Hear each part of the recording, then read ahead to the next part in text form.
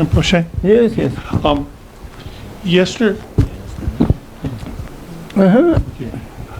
Yesterday you talked about opening the mandala when we did Vajrayana practice. What are we opening to? Is it like the Alaya or Rigpa or the world of invisible beings? Or All of them. Then all of them. But generally, it is the ceremonial in the sadhana, Vajrayana sadhana ceremony. And when we do this Vajrayana ceremony, this all practices are summarized into two categories that you all know: visualization, meditation, and completion meditation. Two meditation. So when we do the sadhana, this visualization, that means we are now going to begin to emanating the display of the primordial, our own awareness, and many beautiful, wonderful displays. And so that what means, I mean that now we begin to open in the mandala. So mandala of the display of the deity or the Buddha, all that really they began to open, that's the opening. Okay. Yes, yes. Yes, Rinpoche. I have a question about karma. So as we get on in life, as we get older, we begin to see that we didn't do everything perfectly. And we begin to think that there were occasions where, and we know there were occasions where we did not do the best for other people, that we may not have helped them as we should have, that we may have actually misrepresented ourselves to them in terms of our relationship with them. And as a result, we feel that we have accumulated karma. What should we do about that? No, and about that is generally, it's wonderful to recognizing. Seeing that is really number one, the best, is the best. Many times, how we do, we ignore. Even somebody remind us, we get immediately upset. You said, oh, you're criticizing me. You're accusing me that. You're insulting me that. We're trying to block that, kind of to shield up to our whatever that mistakes. Really, we do that many times. We're trying to kind of defending that instead, oh, that is true, I should do this.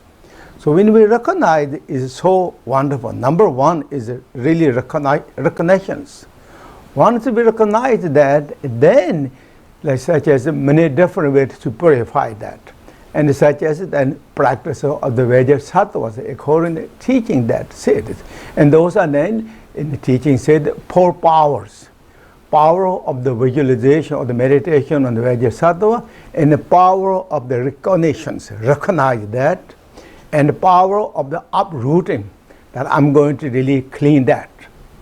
At the same time, then known as the power of the commitment that I'm not going to repeat that again. And by the blessings of the Buddhas and all that, may I never repeat that again. Had those 4 powers in the teaching, said if you have the 4 powers, apply that with their practices, practice meditation, even as huge, as big as a mountain, it will really clean up. In the teaching said that. And there's so many stories that, in the Buddha's teaching, during the, for example, Ajatasattu, the one who really did bad karma, that he killed his own father kings. And then he also disturbed the Sangha members. Sangha members is generally known as group of the harmony and peace and the respect and appreciation. But if you really smash that, again a group is one of the worst karmas that you can do. And one of the worst karma is also known as the killing of one's own parents and many. And Ajatasattu did this. And as well as also he trying to kill the Buddha too. But once he really recognized that that mistakes, all that, he came to the Buddha and he said that I did terrible mistakes and all these things, so what I do? And then he did what Buddha taught, all the teachings and practices, and then he purified according to teaching that. He really purified that. So those are the examples of that. But number one is, I mean, among the four powers, number one is to recognize that is so important. Okay? Thank you, Rinpoche. Thank you. Or what's called recognize or acknowledge ourselves. Yeah, acknowledge. Rinpoche, thank you so much for coming. Oh, thank you.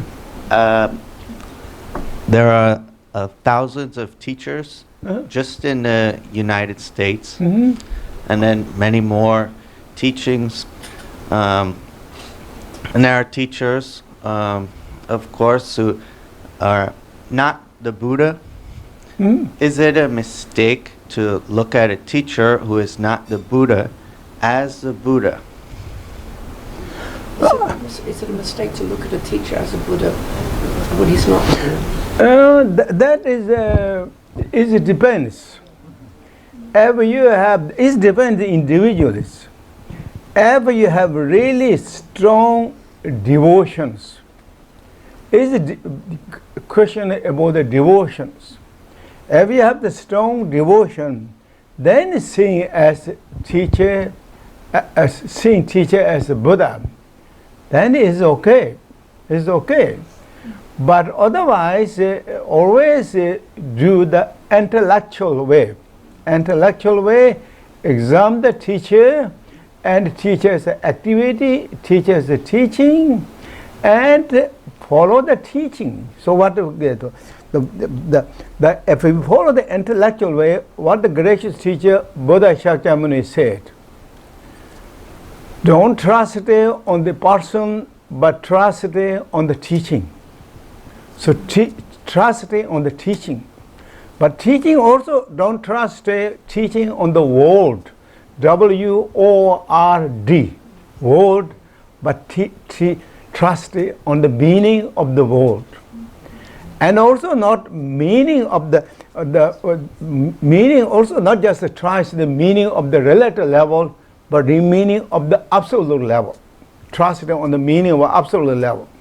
And not just trust also when you realize trust the absolute level, not just trusting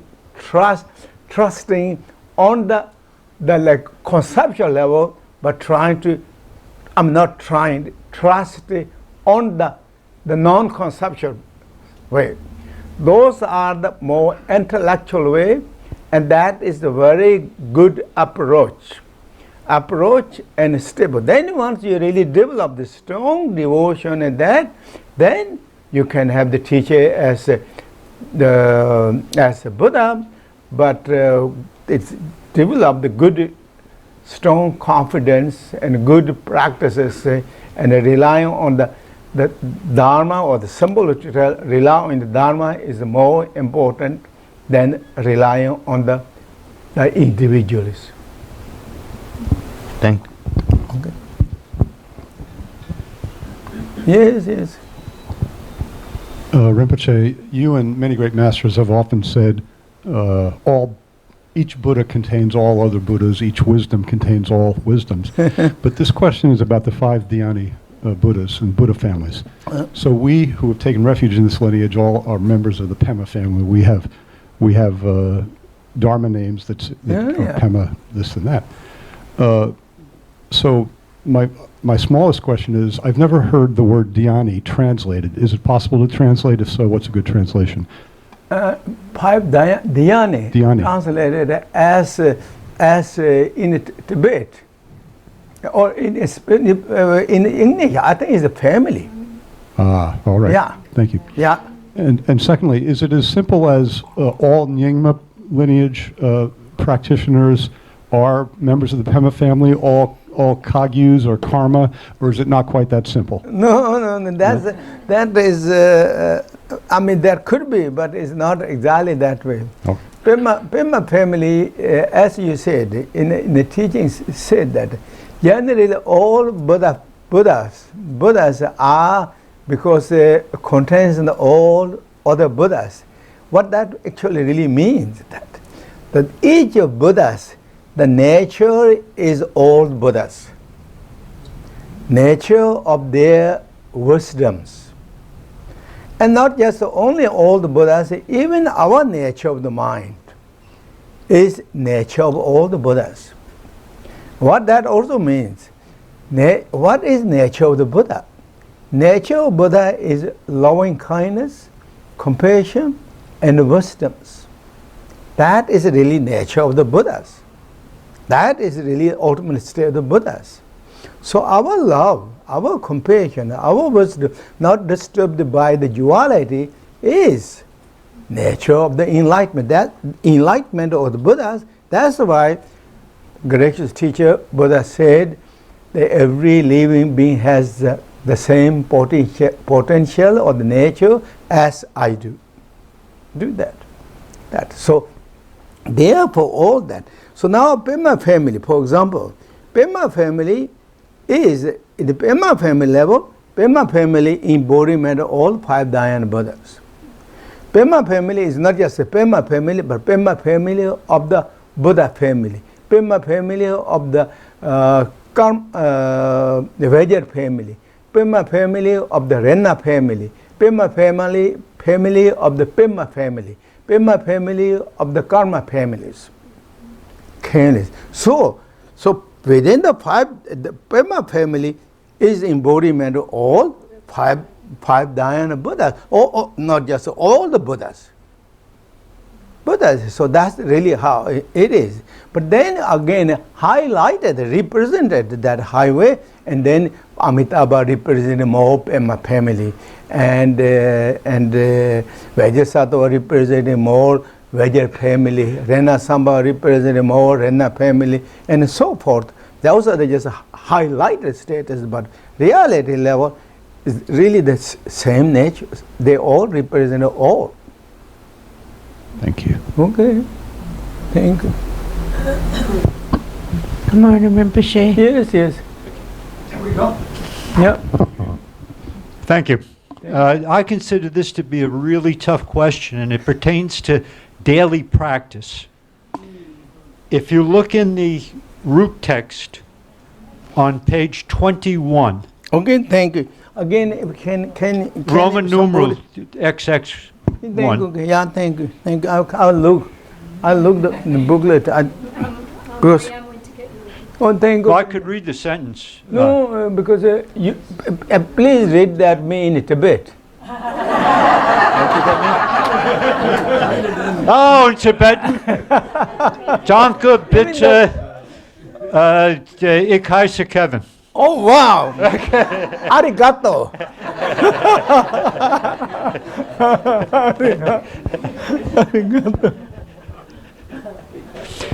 The statement that I consider. Yeah. I looked a bit because my English. I'm speaking English, but still my English is not really. Right here, Marianne. Not. 21, the first new paragraph. Okay, thank you.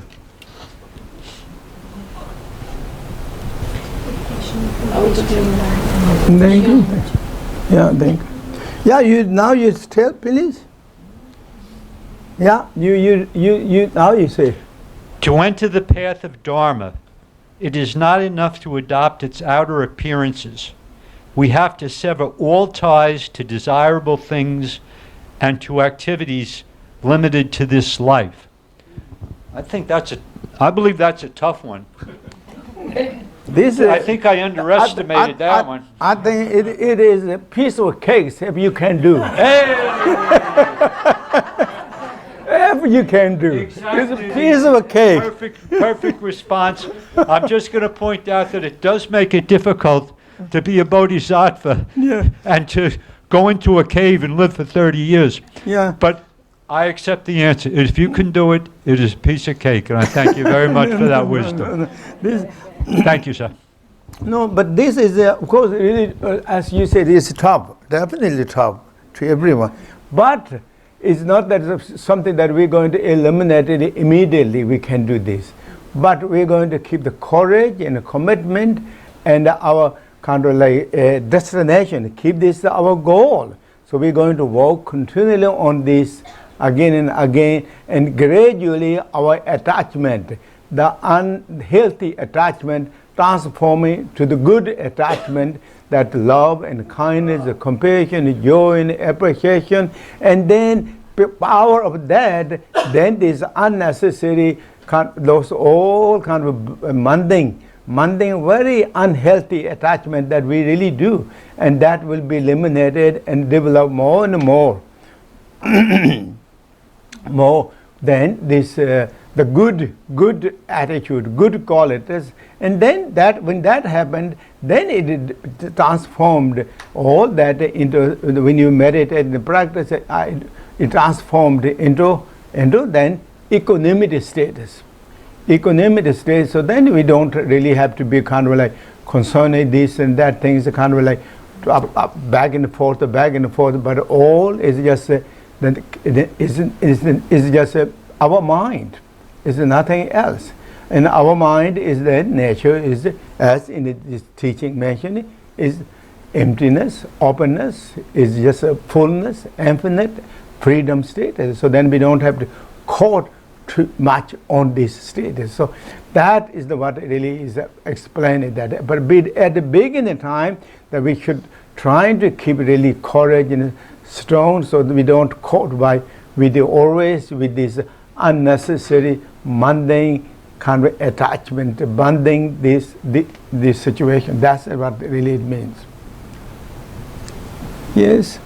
In the practice of the Prajnaparamita, in the Heart Sutra, when we're talking about all things being emptiness, when in your practice and when you realize that all things are emptiness and you find that center and you learn to let go, does that help all karma be dissipated? Oh, definitely. This Dzogchen meditation or the Panchaparamata meditation is the one of the most powerful way to cleansing the obscuration is karma. It really in the teaching is even some great in the teaching mentioned that if you meditate even a short time, like for 1 or 2, 3 minutes, as completely non-duality status, that will clean so many obscurations. In the teaching said that is so powerful. So that is excellent. It will cleanse and purify. When it cleans and purify, what it comes up more loving kindness, more compassion, more joy and more appreciation, more courage and commitment, more patience, and then really grows those all the beautiful quality of the inner nature, the natural mind will shine so beautifully, and all those disturbances of the mental states are kind of fading away. That's what this practice, and then at the same time that all the karmas that are also really fading away or clear away. Thank you, Rinpoche. Okay, thank you. Hi, Rinpoche. I have a question for you this morning. Thank you for being here. I just wanted to show some appreciation and gratitude for learning from everyone and everybody being so kind. It's an amazing way to start the day. Yeah. My question is on meditation.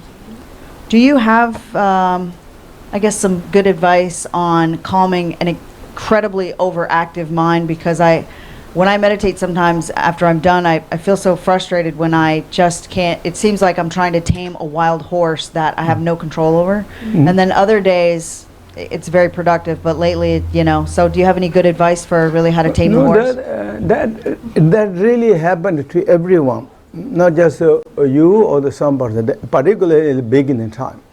But that is, first is really the most important, bring good attitudes. For example, when you sit down on the cushion or on the chair, bring up more joy and appreciation. Just for a few seconds. And when you do that, what it will do?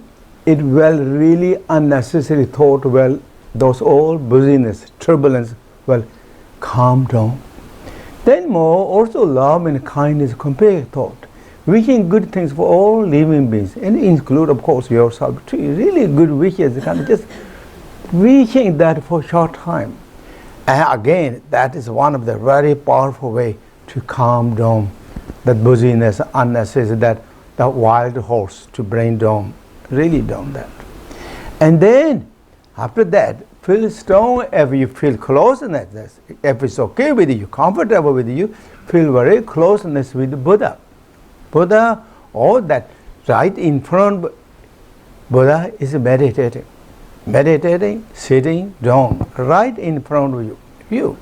You feel, and Buddha is so calm, so peaceful, so soothing, so calming, emanating loud with that energy of love, kindness, compassion, calming down, peace, that to you and to all the beings. You're in a kind of almost that serenity, that in the sunshine of the bundled up within that state. It's so warm and it's sitting there. And then if you need something else with that, and then maybe focus some small object or some mental objects to write or just hold that mental image, something, concentrate on that for like 2-3 minutes. That all will calm down. Calm down, it will, when it calm down, what it does, then mind is reaching to its own natural status. It is own kind of ground status.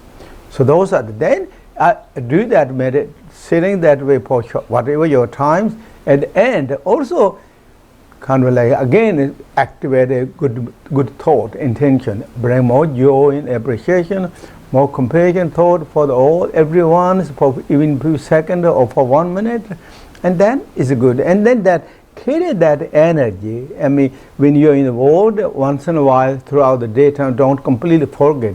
And that is really great mindfulness. It will always bring back to you home. Home, sweet home. Thank you. Okay.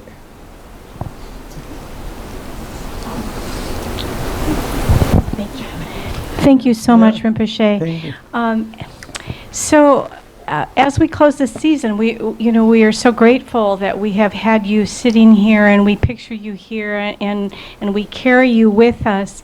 But I really mean this question quite sincerely. What is special about group practice when the teacher is not able to be here? That we carry on all year, even when you're not here, and we offer our group practices. And I know there are many practical reasons, but for our development, are there special reasons to come and practice as a Sangha? According to the teaching and according to lineage, the group practice is so powerful.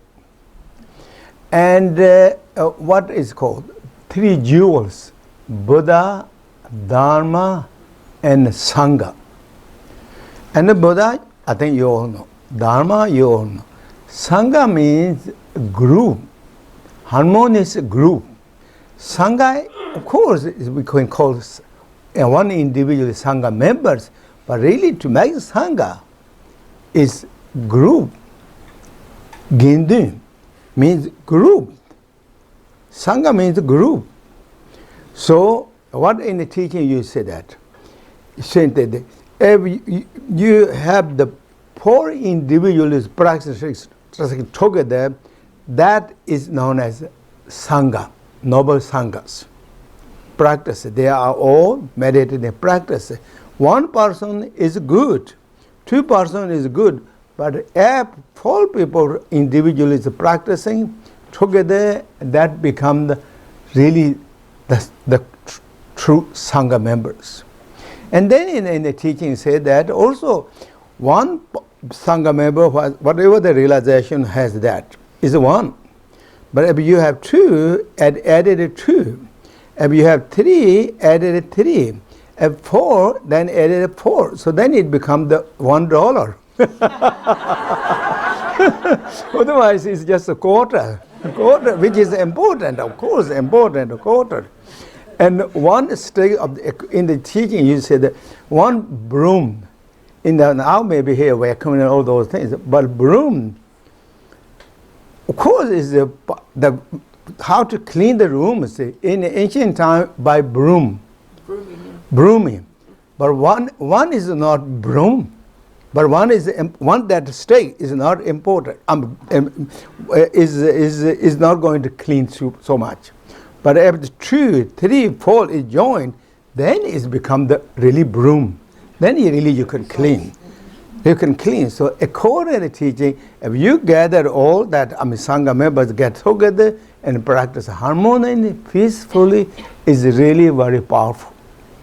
It's very powerful, and that's called helping to each other, supporting to each other, inspiring to each other, and learn from to each other, and grow, and deepening. Thank you. Okay, thank you. Then we stop here. Thanks. Okay, Jen. Then Jen. Thank you. Thank you, Rinpoche, and Thank you. thank you for a beautiful question to bring us all together as a group practice continuously. Rinpoche, I have this question about the union of primordial purity and spontaneous presence. What? The union of primordial purity and spontaneous presence. So the primordial purity is this about a Dharmakaya state, and the spontaneous present is more like a Rupakaya, that which is this the Buddha's compassion, loving kindness, spontaneously presence, like a Nirmanakaya state, to help people, beings, according to the need. Is that what is the spontaneous presence? Yeah, I think this primordial qualities of the awareness is Dharmakaya, and then it has naturally inherent, and then the energy of quality is then Rupakaya, as true, and which is love and kindness and compassion. So actually that, but then as in the teaching named many times as Rupakayas. So that is like Rupakaya then can be divided into 2, and Sambhokaya and then Nirmakayas. Nirmakayas, they both are Rupakayas, but both are display of the energy of the primordial awareness, which is Dharmakaya. I think that's your question, right? Yeah. Rinpoche, so the understanding of a spontaneous presence. So the spontaneous practice. Presence. Spontaneous present. In the book, sometimes we say. This calling Lama Pa. Oh, where is that? The book, sometimes we talk about this primordial purity and the spontaneous presence. Spontaneous presence. Oh yeah, but primordial. That is I think so. If I understand that, primordial nature. Primordial. What do you say? Primordial purity. Primordial purities. Primordial purity, I think, is generally the nature of the mind. Our nature of the mind is primordially purity status. Is nobody purified or purified, and nobody diluted. Is purity status. So that is like as a Dharmakaya or the purity status. Spontaneously present. What is that present? The richness qualities are spontaneously right there. There is not just a came later or going to come afterward. It's right there. So therefore, it's called and you didn't make the effort to come those things. So therefore, it's spontaneously presented. And if I add one more, spontaneously presented qualities. That is not something that you search or came later, but is already there. Yeah, it says that the spontaneous presence of the 5 certainties is what the Buddhist. That's what you're talking?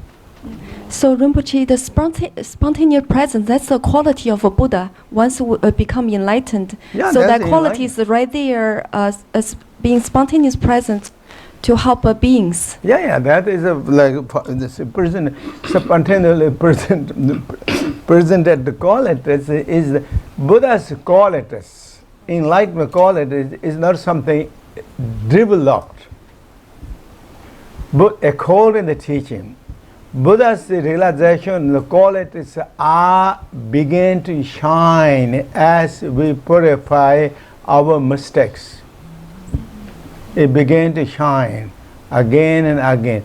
The originally nature is there, but we made mistakes, and now we have to clear away. As much as we clear away, that much it began to shine. Maybe it looks like developing, but reality is nothing developing. Sun is already in the sky, but when the cloud and thick cover is covered, then we don't see. But as much light in the cloud or the mist is, sun began to shine, but that doesn't mean it come newly. It's already there, but conditions are clearing away and became to see. That's what the really teaching mentioned. Thank you. Okay, so that's okay. Yeah, one more, then we stop. Okay, 2 more, then we stop, and 3 more we stop, and 4 more we stop. Okay, yeah. Khenpo, many years ago, one time you were describing a feminine deity. Feminine? A feminine deity, female deity. And you were saying that she was so beautiful, like a runway model. Yep. That you never felt like you've looked enough, you can stop now. You just wanted to keep looking. Okay. Now, several years ago, I was driving you on a Sunday back to Mandala House. And we were doing a purification practice. And probably at the end for 2, 3, 4 minutes, I don't know how long, everyone in the room kept repeating the syllable of hung, hung, hung. And I remember when we got in the car, I said to you that I love doing that. And I told you that at the time I was working in downtown Miami in a very wealthy financial district. And there were all these very, very beautiful women in the neighborhood. And I said, my sort of inner 14-year-old would jump out and would want to look for the most attractive woman I could see and get lost in it. And I told you that by practicing hung, I was a bit freer of that and could let other impressions come in as well. And then the third thing, I learned that Dongyal Rinpoche had 11 children. 7 from his first marriage, 4 from his second. So my question finally is, what part does sexual energy play in, say, generating bodhicitta, maintaining it, intensifying it, in waking up in the journey of enlightenment? So that's my question. I think probably I'm not alone with that question. Okay, so it's quite long. But the desire, the sexual energy or the desire of the enlightened beings such as His Holy Dongyal Rinpoche is not really desired as ours or many individuals or many normal beings. They see, that is in the teaching said. I'm not just talking about only His Holy Dongyal Rinpoche, but His Holy Dongyal Rinpoche is considered one of the very highly realization beings that. So therefore, for that highly enlightened realization beings, that desire is, even though they appeared as desires, but they don't have graspings, clinging on that. It's just a display. Therefore, that attachment or that is nothing, any negatives, because it's not really any attachment, nothing, any grasping. So then what is that? Is like invoking the inner quality of the blissfulness and helping and activating that realization more and more, or more deepening that. So that's what really in the teaching said that. Okay, thank you, Lourdes. Yeah. Thank you, Khenpo. Yeah, thank you. I was thinking about the question that Chris asked. Thank you for asking the question, Chris. The importance of the Sangha together, practicing together. And I think it's very important because I feel there is an incredible energy when we practice together with an open heart, not just to love each other. I mean, we love each other, help each other, but there is an energy that I cannot touch. But when I practice during the week with the group, I leave the center, Khenpo, like it's like a good drug. It's a good attraction. It's an incredible, I don't have words to explain it, but it's an incredible energy when we're here and we practice together. So that energy, I don't think we can touch it. Yeah. But it's really true. Right. According to teaching, Sangha member practice together with harmoniously, peacefully, love and compassion. Really, it's so powerful, so special in the teachings. It is really good. For example, we chant, may all living beings have the happiness, cause happiness. How many people are saying that? How many people are thinking in this world? There's billions and billions of people. They said, but how many people are saying that? We really saying that. We mean that. May all living beings have happiness and a cause of happiness. May every living being free from suffering and the cause of sufferings. We're not talking, may all our group have the happiness and the cause of happiness. We're not discriminating anything, this and that. That our love and compassion is as pervasive as the skies. Sky, saying that. It's not just because we do this prayer, kind of become normal, casual, kind of like that.